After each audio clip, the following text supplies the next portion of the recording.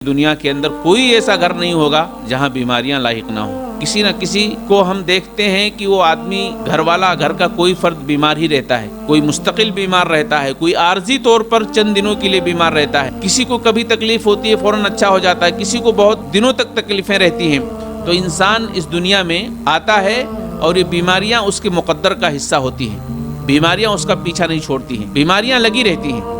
لیکن میرے بھائیوں، کیا آپ کو پتا ہے کہ اگر یہ بیماری کسی مسلمان کو لگے، یہ بیماری کسی اللہ والے کو لگے، تو یہ بیماری بھی اس کے لیے رحمت کا ذریعہ بن جاتی ہے۔ اگر کسی کافر کو لگے، مشرک کو لگے، تو یہ بیماریاں اس کے لیے عذاب ہیں۔ لیکن اگر یہ بیماریاں کسی مسلمان کو لگے، کسی اہل ایمان کو لگے،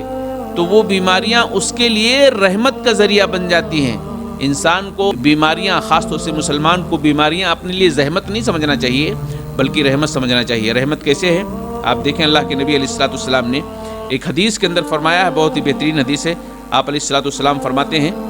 کہ ما یصیب المسلم من نصب ولا وصب ولا ہم ولا حزن ولا اذن ولا غم حتی الشوک یشاکها الا کفر اللہ بها من خطایا۔ کسی مسلمان آدمی کو، مسلمان کی بات ہو رہی ہے، کسی مسلمان آدمی کو اگر کوئی تھکان لاحق ہوتی ہے، آپ دیکھیے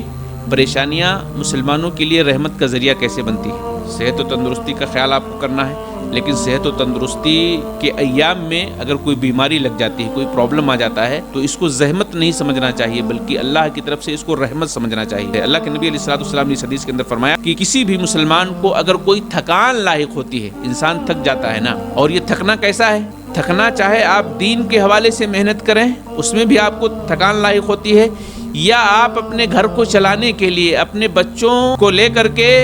فکر مند رہنے کی وجہ سے جو آپ کو تھکان لاحق ہوتی ہے، یا اس طریقے سے اپنے بچوں، ان کی روزی روٹی چلانے کے لیے جو آپ محنتیں کرتے ہیں، کوششیں کرتے ہیں، جو آپ تجارتیں کرتے ہیں، اس پہ جو آپ کو تھکان لاحق ہوتی ہے، یعنی دنیاوی طور پر جو آپ کو تھکان لاحق ہوتی ہے یا اخروی طور پر جو آپ کو تھکان لاحق ہوتی ہے، دونوں اس کے اندر شامل ہیں۔ اگر کسی بندے کو کوئی تھکان لاحق ہو جائے، کسی مسلمان آدمی کو، ولا وصبن، یا کسی کو تکلیف پہنچ جائے، تکلیف، کوئی تکلیف ہوتی ہے وقتی طور کے لیے ہوتی ہے، کوئی تکلیف ہوتی ہے ہمیشہ کے لیے ہوتی ہے، تو اگر کسی بندے کو کوئی تکلیف پہنچ جائے ہمیشہ کے لیے، ولا ہم، یا کسی کو کوئی غم پہنچ جائے، ولا حزن، اور کسی کو کوئی غم لاحق ہو جائے، دونوں کے معنی ہم اور حزن کے معنی ایک ہی ہیں۔ ہم کے معنی کوئی آدمی مستقبل کو لے کر کے فکر مند ہے، کیسے کیا ہوگا، آگے کیا ہوگا۔ مثال کے طور پر کسی کو آپریشن کرانا ہے، مستقبل میں، فیوچر میں ڈاکٹر نے بتا دیا ہے، اب اس کو لے کر کے ٹینشن میں کیا ہوگا، کیسے ہوگا، تو اس کو کہتے ہیں ہم، اور حزن کہتے ہیں جو تکلیفیں ہو گئی ہیں، کسی کا کوئی رشتہ دار یا کسی کا کوئی اپنا بیٹا، اپنا لخت جگر گزر گیا ہے، انتقال کر گیا ہے، تو اس سے بہت زیادہ تکلیفیں ہوتی ہیں۔ تو یہ تکلیفیں اگر کسی کو لاحق ہو جائے، یا کسی طریقے سے کسی کو سخت غم لاحق ہو جائے، یا آپ نے فرمایا حتی الشوک یشاکها، یا کسی کے بدن میں کوئی کانٹا چبھ جائے، الا کفر اللہ بها من خطایا، اس کے ذریعے سے اللہ تعالیٰ اس کے گناہوں کو معاف فرما دیتا ہے، اس کے ذریعے سے اللہ تعالیٰ بندے کے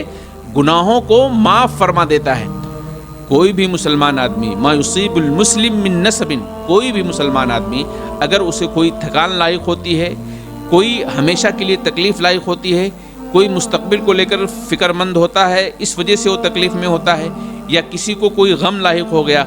کسی نے کسی کو وقتی طور پر تکلیف دے دیا، یا کوئی شدید غم میں مبتلا ہو گیا، یا کسی کے بدن میں کوئی کانٹا چبھ گیا، یہ ساری باتیں حدیث کے اندر ہیں۔ اللہ کے نبی علیہ الصلوۃ والسلام نے کہا اس کے ذریعے سے اللہ تعالیٰ بندے کے خطاؤں کو معاف فرماتا ہے۔ تو ہر حال میں بیماری